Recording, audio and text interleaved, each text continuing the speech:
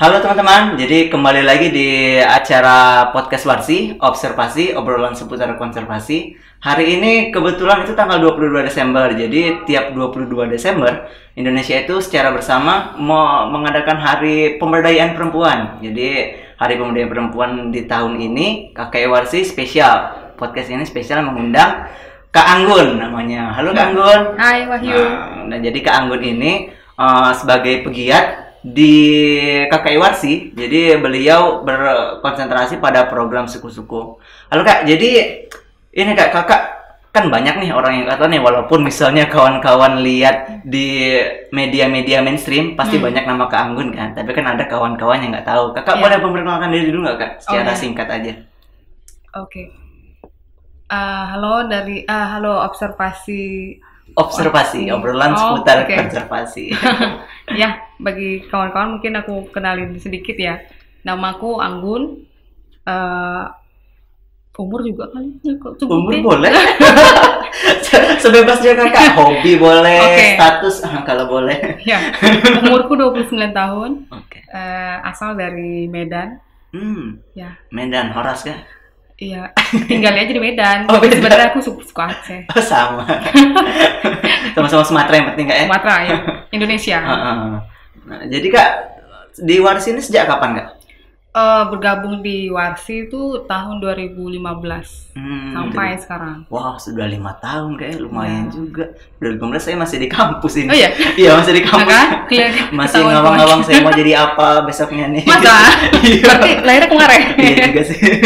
Nah Kak, jadi kan di Hari Pemberdayaan Perempuan ini kan Kakak aktif berkegiatan bersama orang-orang rimba Kak. Ya. Orang rimba yang ada di khususnya di Taman Nasional Bukit 12 di Sarulangun Kak ya. Ya. Jadi di sana kan Kak kita lihat keunikan-keunikan yang ada di orang rimba, apalagi di perempuannya itu. Wahyu pernah ke sana, lihat mereka itu gimana ya? Masih pakai pakaian tradisionalnya seperti jarit gitu ya. Nah, kalau tipikal perempuan-perempuan di rimba itu gimana Kak? Tipikal perempuan rimba yang apa nih? Secara fisik kah atau secara kegiatan atau mungkin kita secara fisik dan kegiatan boleh deh. Ya. Kalau fisik mungkin agak sedikit berbeda dengan perempuan pada umumnya ya. Kalau mungkin perempuan di luar secara fisik itu ya tertutup lah segala macam dari segi pakaiannya gitu. Kalau di orang rimba sendiri, mereka sih punya kebiasaan untuk pakai baju itu ya hanya kain.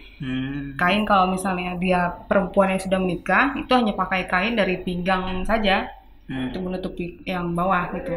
Kemudian kalau yang masih gadis, itu biasanya dia berkemban. Jadi ada perbedaannya gitu Kak? Beda, jadi itu salah satu simbol juga sih, simbol status dia. Kalau misalnya dia perempuan yang sudah menikah, ya tandanya dia hanya pakai kain di bagian pinggang saja sampai ke bawah gitu. Kalau dia masih gadis, dia akan pakai kemban. Kakak tahu alasannya kenapa itu? Atau emang budaya mereka yang... Itu lebih pada ini ya, kebiasaan sebenarnya. Dan mereka sampai sekarang masih menjalankan, ikut pada tradisi itu. Iya. Tapi sekarang ada juga sih orang rimba yang sudah seperti masyarakat di luar, sudah seperti masyarakat pada umumnya lah, yang perempuannya sudah ada juga yang mengikuti modernisasi gitu. Tapi kalau yang di daerah dampingan Kakak di Taman Nasional Bukit 12 gimana tuh? Kalau di dalam mereka masih pakai dengan tradisi lama. Tapi kalau misalnya mereka keluar, misalnya ada kegiatan di luar, mereka menyesuaikan biasanya. Oh, berarti ini kayak ibaratkan tergantung tempat ya? Iya, mereka sangat paham lah di mana mereka akan berdiri, misalnya kayak ada tamu dari kegiatan dengan pihak luar, mereka pasti pakai baju, sudah ngerti. Iya. Mereka gimana? Kenapa tuh Kak? Misalnya kalau orang luar dengan sesama mereka harus pakai pakaian berbeda atau ada alasan tertentu atau gimana? Lebih ke apa kali ya? Menyesuaikan kali. Kok mereka bilang sih ya menyesuaikan supaya mereka juga tidak dilihat aneh. Dipakai baju seperti biasa. Nah, kalau tadi kan apa kayak bisa dibilang pakaian dan gimana rupa gitu kan ya. Kalau kegiatannya Kak, kalau perempuan di rimba itu apakah sama dengan kita atau gimana misalnya? Kalau misalnya di dalam taman itu biasanya orang rimba itu yang perempuannya ya. Ya perannya sama sih kayak ibu-ibu yang di luar di rumah gitu ya. Kalau misalnya mereka nggak bekerja, ya melakukan peran domestik di dalam rumah kayak masak, nyuci, ngambil air, ngambil kayu api, yaitu kegiatan perempuan. Kadang-kadang juga mereka cari umbi dari apa namanya kayak vendor ya. Oh Jadi iya, iya. carinya itu Umbi-umbian susah. lah gitu ya. Itu perempuan yang nyari kan? Perempuan yang nyari. Jadi itu ada pembagian hak juga di situ sebenarnya. Jadi kayak yang dicari oleh perempuan itu akan menjadi haknya laki-laki atau suaminya nanti. Jadi kayak dia cari ubi, gadung, terus buat lempuk, buat tikar, buat ambung, itu nanti akan jadi dibuat dia, ya nanti akan menjadi hak laki-laki. Dia memberikan itu kepada laki-laki. Berarti bisa dibilang tanggung jawabnya di keluarga gitu kayak lumayan banyak. Ya sama sih kayak perempuan pada umumnya, tapi itu tadi ada pembagian peran juga sama hak sih di situ. Nah kalau misalnya pembagian peran perempuan rimba nih kak, misalnya di keluarga kayak kata kakak tadi kan ada beberapa yang itu merupakan tugas perempuan. Nah kalau misalnya di keluarga orang rimba, ini pembagiannya itu gimana caranya tuh kak? Nah itu sebenarnya di masyarakat adat orang rimba itu sudah diatur sebenarnya, maksudnya secara adat bahwasannya yang mencari lauk, memberikan belanja, kemudian tempat tinggal itu diberikan oleh laki-laki kepada istrinya. Nah kalau istri itu dia tugasnya masak, terus ngambil kayu api dan cibu air atau ngambil air, kemudian menyediakan makanan, itu menjadi tugasnya perempuan. Oh berarti kan bisa dibilang orang rimba kan hidupnya ini dengan cara meramu dan berburu. Iya betul. Nah kalau berarti di bagian laki-lakinya itu lebih banyak ke berburu gitu kan. Sedangkan perempuannya lebih banyak nyari-nyari untuk karbonya gitu kan ya. Oh kayak umbi-umbian tadi. Ya. Nah berarti kak bisa dibilang ya kalau seperti itu pembagian tugasnya itu mereka masih menganut budaya mereka kah? Atau sekarang sudah ini loh karena mereka kata kakak kan menyesuaikan gitu kan, apalagi sekarang sudah banyak mereka dengan kenal orang luar gitu kan. Itu apakah ada perubahan dengan kakak 2015 dulu masuk sampai sekarang udah 5 tahun gitu kan? Perubahan sih ada tapi nggak signifikan langsung berubah. Mereka sudah ada juga yang sudah mulai coba untuk bertani, untuk nanam ke ibu-ibunya kan, dan kita juga kegiatan kita kadang bersama mereka kan untuk ketahanan pangan. Waktu masa Covid kemarin nih. Oh iya kan, benar-benar. Kan agak wah gitu kejadiannya. Jadi kita gimana mikirnya sih mereka bisa tahan pangan sendiri. Ya mungkin halnya kecil yang dikasih tapi bisa mereka teruskan gitu, kayak nanam ubi, terus juga nanam cabai. Jadi memberikan apa ya? Pengalaman yang baru lah bagi mereka, bahwasannya udah nggak usah beli lagi kalau udah begini kan, kalau sudah tumbuh sendiri dan sudah alhamdulillah kemarin hasilnya buahnya banyak, buah cabainya, jadi mereka konsumsi sendiri. Oh berarti udah lumayan mandiri pangannya gitu ya? Kalau itu sudah. Nah kalau misalnya berkebun tadi kan, itu kan sama berkebun sederhana lah gitu kayak. Itu tugasnya perempuan kah? Atau sama-sama atau gimana? Itu biasanya sih bisa laki-laki bisa perempuan kalau ngerjain yang mengelola lahan tergantung itu ya, tergantung yang kosong siapa gitu. Biasanya sih kalau misalnya nanam misal kayak tanaman kerasnya kayak karet atau jengkol atau apa segala macam yang menghasilkan nilai jual, itu biasa laki-laki. Oh iya. Kalau perempuan dia lebih ke kebutuhan sehari-hari untuk keluarganya, kurang gitu. Berarti, nah kalau ini kak, berarti kalau bisa dibilang di peran keluarga ini sebenarnya mungkin ada bedanya dengan kita yang orang kota atau orang secara umumnya gitu. Tapi kalau di kelompok nih kak, orang rimba kan biasa hidup secara berkelompok, ketumenggungan dan lain sebagainya gitu kan. Kalau peran perempuan di kelompok itu tuh lebih banyak kemana gitu kan? Kalau perempuan di peran kelompok secara politik di organisasi sih nggak terlalu. Tapi mereka punya power yang lebih dari laki-laki sebenarnya. Karena kayak waris itu kan mereka matrilineal kan. Jadi sebenarnya posisi perempuan tuh sebenarnya lebih tinggi. Karena kayak nanti harta, kemudian anak apa segala macam itu akan jadi apa berasal dari keturunan ibu, dan juga hartanya kan diturunkan kepada anak perempuan.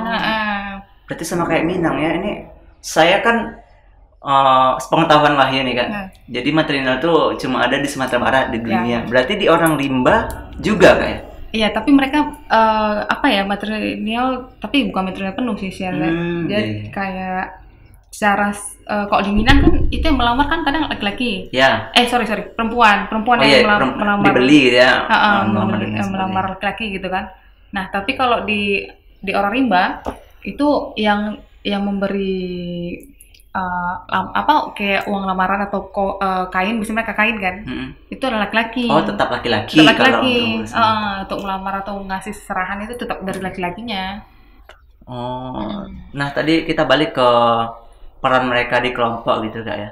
Jadi sistemnya kan lumayan, walaupun tidak full Kak ya, itu matrilineal, itu sesuai dengan garis perempuan atau garis ibu gitu Kak ya.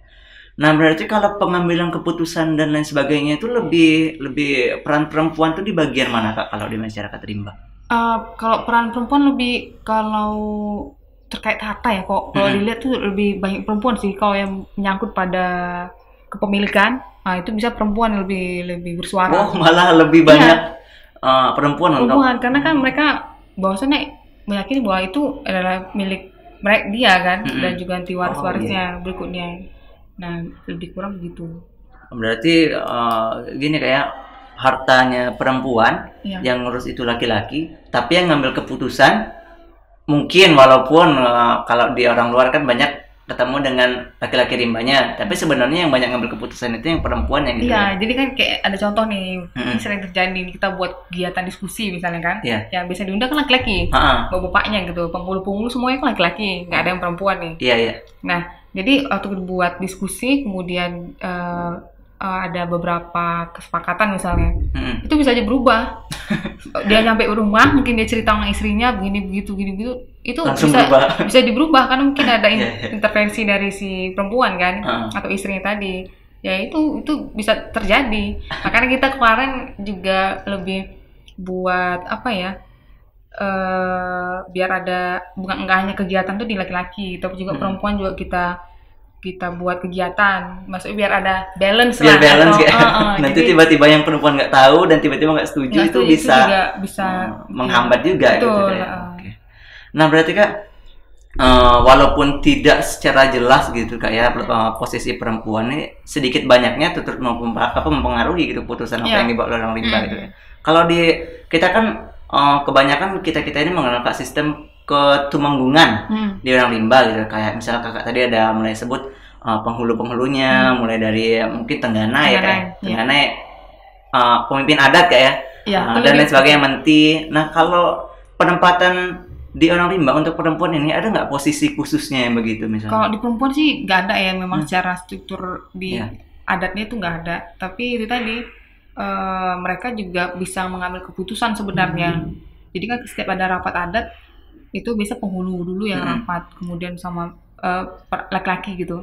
Tapi saat berkumpul untuk keseluruhan, perempuan boleh memberikan suara dan pendapat mereka sebenarnya. Oh itu kebanyakan misalnya Kakak ngadain rapat nih dengan orang rimba, ada perempuannya, itu mereka aktif bersuara gitu. Aktif. Apalagi yang terkait dengan ini nih, hak atas lahan. Wah itu perempuannya lebih bersuara, malah lebih kuat. Malah lebih semangat gitu ya? Iya, perempuan yang lebih kuat sebenarnya. Nah, berarti bisa dibilang gimana kayak kalau menurut Wahyu sih dari Kakak cerita gini kan, itu walaupun misalnya nih penghulu melakukan rapat, rapat ini pasti dibawa lagi ke kelompok, dan disitulah peran perempuan mulai memberikan pendapatnya. Oke gitu kayak. Kakak ada nggak ketemu misalnya contoh-contoh unik nih, misalnya sebenarnya udah diputuskan tiba-tiba besoknya berubah gitu, atau tiba-tiba Kakak didatengin ibu-ibu dari orang rimba, nggak boleh gitu, nggak boleh gini, ada Kak kira-kira? Kalau didatangi sih enggak, tapi ada beberapa kegiatan yang mereka menyatakan nggak setuju tuh merepet yuk. Memang kekuatan perempuan adalah merepet. Iya. Sampai di rimba. Jadi udah selesai kegiatan atau mau pas lagi kegiatan itu udah langsung ngomel-ngomel tuh. Oh nggak setujunya ngomong dengan bahasa mereka. Nah kita kalau udah tahu gitu, kita tanya ke suaminya, kenapa Pak ini harus segala macam. Nanti dia cerita, bahwasanya nanti ibu-ibunya begini. Jadi baiknya kayak mana gitu. Baru kita panggil ibunya, maunya kayak mana gitu, biar sama-sama nggak. Ya tadi nggak menghambat gitu. Itu kalau marah-marah Pakai bahasa rimba. Bahasa rimba. Kakak ngerti? Awalnya nggak ngerti. Oh, tadi itu ya cepat ngomongnya. Woi, kalah kereta cepat Jepang tuh kalah. Iya, Shinkansen kalah gitu kan. Nah, kita kan tadi mulai dari apa ya, peran mereka di kelompok, peran mereka di apa namanya. Sekarang kan orang rimba kan mendorong pengakuan lahan, ya. Walaupun di Taman Nasional Bukit 12 kita kan udah punya legalitas secara penuh gitu kayak. Nah, kalau peran perempuan nih di kayak kata kakak di masalah lahan, itu kebanyakan dari mereka berpendapat gimana tuh kak? Ini di luar Taman Nasional ya? Iya, bisa dibilang kan di luar Taman Nasional tadi gitu. Wah, itu mereka apa ya? Mereka yang semangat kah atau? Oh, semangat. Kalau misalnya kita buat pertemuan atau apapun itu, mereka datang terus ngasih pendapat, dan itu pendapatnya penting menurut saya kan. Maksudnya kayak misalnya kita ada buat pertemuan, misalnya ada yang nggak sesuai, mereka udah berani ngomong langsung bahwasanya seharusnya ini lahan ini begini-begini, itu milik kami segala macam. Itu sudah powernya sudah mulai. Walaupun padahal musuhnya tuh besar-besar gitu tapi mereka berani bicara seperti itu. Yang lucunya jadi ada beberapa dari ibu tuh cerita bahwasanya dia kan cerita tuh, inti si bapak ini datang kemari, dia bawa si ini, tuh ngapain itu, gitu-gitu. Tapi kayak bahasa mereka ya. Nanti ngelapor dia, tolong kamu apakan dulu itu, masa dia datang kemari itu pasti mau membujuk-bujuk bapak-bapak nih supaya nggak usah menuntut lagi tentang lahan. Nah gitu. Karena mereka pikirnya lebih gini, biasanya kok perempuan pikirnya agak visioner. Iya, mikir ke depan ya. Kadang laki-laki cuma berapa langkah ke depan tuh perempuan sudah tahu, apalagi ibu-ibu tadi. Curhat. Ya, jadi lebih kurang gitu yuk, kayak mereka mikirnya kan ke masa depan. Kalau sekarang nih lahan nggak ada, apa yang mau diolah? Anak-anak nanti kayak mana, mau kasih makan apa, nanti sekolahnya gimana, lebih mikir kayak gitu kan. Nah, kalau yang laki-lakinya lebih pada ikut pada politik, jadi gampang terikut politik dari manapun, bisa laki-laki. Oh, perempuan kan nggak, dia kepentingannya satu, keluarganya, untuk kebutuhan keluarganya. Berarti nggak perlu jauh-jauh, yang penting keluarganya aman selamat gitu ya. Kan, ya kadang emang godaan terbesar laki-laki itu kayak harta tahta wanita gitu kan. Tiba-tiba, oh itu juga ya, harta tahta Renata. Kalau di orang rimba beda kak. Jadi harta tahta apa di sana? Nah berarti bisa dibilang kalau bisa jadi ini sih kak, motivasi juga untuk orang-orang seperti kita gini. Kita kan masalahnya ialah kadang apalagi laki-laki perempuan dikit-dikit galau gini kan, malah cuma ngurusin masalah itu doang, sedangkan ini mereka ngurusin masalah hidupnya dan mereka berani untuk bersuara gitu kak ya. Nah gini kak, kita sebelum di akhir kayak sebelum ke harapan. Jadi kakak kan ada berapa banyak kak perempuan yang jadi pegiat seperti kakak di ini? Kita ada mungkin 7 atau 8 orang ya? 8 orang. Nah ini pendekatannya ke orang rimba itu mereka menerimanya gimana tuh kak? Kadang kan seperti kita tahu di orang rimba ini kan agak takut gitu ya kalau bertemu dengan orang-orang luar, apalagi mungkin laki-laki. Nah kakak sebagai perempuan melakukan pendekatan di orang rimba itu gimana tuh? Pendekatannya ke anak-anak dulu. Oh, ke anak-anak dulu. Jadi ngajar dulu yuk, ngajar anak-anak di lokasi itu. Iya. Kemudian baru udah sama anaknya nih, baru ke orang tuanya, ke ibunya dulu. Kok langsung ke bapak, nanti ibunya cemburu kan. Oke. Ke ibunya dulu, udah sama ibunya dekat, pasti ke suaminya nanti jadi dekat. Karena ya tadi seperti kata kakak, kita kedekatan antara kita sama perempuan dari rimba ini cukup penting kak ya? Iya penting. Karena ya kayak tadi itu bisa mempengaruhi apapun mungkin keputusan yang akan dibuat. Dan apalagi kadang banyak orang-orang yang melakukan pendekatan ke orang rimba dengan tujuan yang tidak baik gitu kan, apalagi ke bapak-bapaknya. Iya. Berarti perbedaannya di situ aja, gak tahu ada lagi. Mungkin itu ya kalau yang dialami sih sebenarnya. Tapi itulah kalau di perempuan rimba, kalau kita tidak mengikut sertakan perempuan sih ada rasa beban juga sih secara pribadi ya. Masa laki-lakinya aja yang dikasih pemahaman, pengetahuan gitu, tapi perempuannya enggak, kan ada sedikit salah sih menurutku ya. Kalau misalnya juga perempuannya enggak dilibatkan. Nah, kita makanya kemarin itu membuat kajian sebenarnya. Kajian based gender. Jadi itu nanti akan kita pakai hasilnya, kira-kira ke depannya kita membuat kegiatan apa nih dengan perempuan orang rimba. Jadi Jadi kita maunya sih mereka juga aktif ke kegiatan, tidak hanya kaki. Jadi sebenarnya nggak ada kecemburuan sih dari mereka. Mereka memahami bahwasannya kenapa hanya laki-laki yang buat kegiatan. Tapi kita sendiri menganggapnya bahwa mereka juga penting ditambah pengetahuan wawasannya. Nah mungkin terakhir nih Kak. Jadi kan Kakak sudah 5 tahun, Kakak sudah mengerti gimana dinamika yang terjadi di orang rimba. Nah harapannya nih Kak, untuk perempuan rimbanya dulu, nanti ke orang rimbanya terakhir. Nah untuk perempuan rimbanya dulu, itu harapan Kakak ke depannya gimana tuh Kak? Ya harapannya bahwa perempuan rimba juga mendapatkan haknya secara penuh ya, secara keluarga negara dan juga sebagai perempuan. Tentunya mereka juga harus bisa dapat akses yang sama, kemudian pengetahuan ataupun segala macam ya untuk pendidikan. Ya mereka juga berhak untuk mendapatkan semuanya. Jadi ya itu pesannya sih harus inilah kesetaraan ya. Maksudnya kita bilang setara harus adil apa segala macam, kan kita harus menyesuaikan juga dengan adat mereka. Kalau adat mereka bilang kami dengan kayak gini kami sudah selaras, sudah oke kok, damai-damai aja ya nggak apa-apa. Hanya sesuai keinginan mereka. Ya, yang penting sih keamanan dan kenyamanan perempuan harus di. Nah kalau harapan Kakak untuk orang rimba pada umumnya? Harapannya sih ini ke berbagai pihak ya, maksudnya bahwasannya perlindungan terhadap orang itu masih penting. Mereka juga masih membutuhkan penghidupan. Sebenarnya Taman Nasional Bukit 12 hanyalah hutan tersisa. Jadi masih banyak orang rimba yang tinggal di luar yang belum ada penghidupan. Mudah-mudahan kedepannya mereka bisa mendapatkan haknya dan juga hidup lebih baik. Oke, last but not least Kak. Untuk Hari Pemberdayaan Perempuan ini ada nggak yang mau Kakak ucapkan atau Kakak kasih motivasi nih buat perempuan kuat di luar sana? Ya. Apa sih yang bisa diambil dari perempuan rimba ini? Ya. Yang diambil di perempuan rimba itu banyak sebenarnya ya. Yang pertama kuat, perempuan tuh harus kuat. Terus perempuan nggak boleh cengeng. Mereka punya, mereka punya kuasa. Perempuan juga punya power, nggak aja laki-laki. Jadi jangan pernah merasa lemah, itu aja. Harus kuat. Perempuan tuh strong. Iya benar-benar.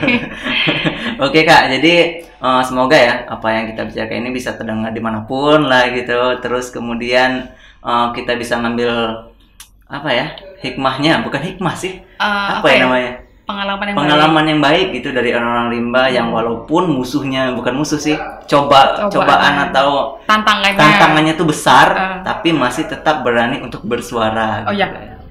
Nah mungkin itu aja teman-teman, udah hampir 15 menit 20 menit ya kayak kita ngobrol nggak kerasa. Cepet sekali. Nah jadi jangan lupa nanti bagi yang ingin lebih kenal Kak Anggun, nanti kami bakal taruh link Instagramnya di bawah, kawan-kawan bisa lihat di sana. Jangan lupa like, share, comment, and subscribe. Nah, mungkin itu aja observasi, cukup sampai di sini. Terima kasih. Dah.